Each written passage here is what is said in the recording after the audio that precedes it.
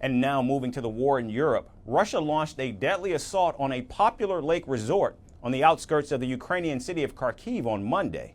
At least 11 people have been killed with over 40 wounded as Ukrainian first responders arrived at the deadly attack.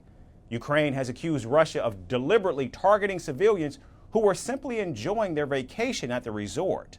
And with the country's northeast region witnessing increased fighting, Ukrainian President Volodymyr Zelensky has called the situation on the battlefield the most difficult since the Russian invasion began back in February of 2022. And now, in what seems like a desperate attempt to protect his people, President Zelensky has urged NATO to step in and stop the Russian onslaught. The Ukrainian president wants NATO members to launch fighter jets from NATO air bases that would shoot down incoming Russian missiles. Russians are using 300 planes on the territory of Ukraine. We need at least 120 to 130 planes to resist, to fight back in the sky. You can't provide that right now. Okay, so we're going back to air defense. You can't provide that either. F-16s, you can't provide that yet. So we are returning to the planes that you have on the territory of neighboring NATO countries. Raise them up. They are there. Use them. Shoot down targets. Protect civilians. Now, Zelensky says that since NATO would only be defending Ukraine against Russian attacks, it did not imply that the Western Security Alliance would be in direct confrontation with Moscow. Can they do this? I'm sure that yes. Is this an attack by NATO countries? No.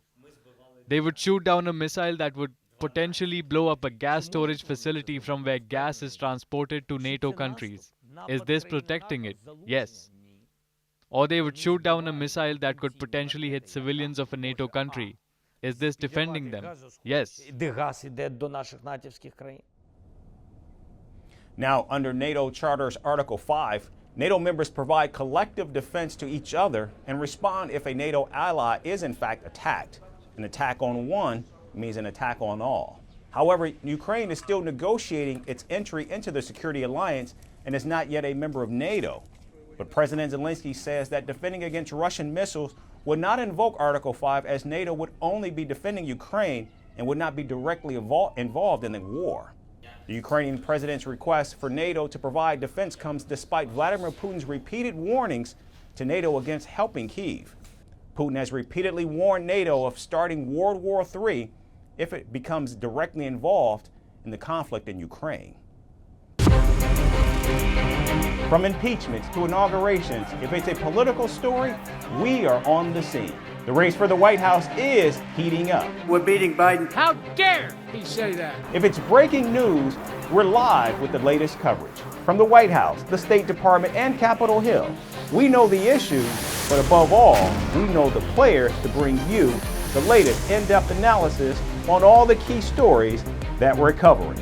I'm Eric Ham. Join me from Washington here on Firstpost America.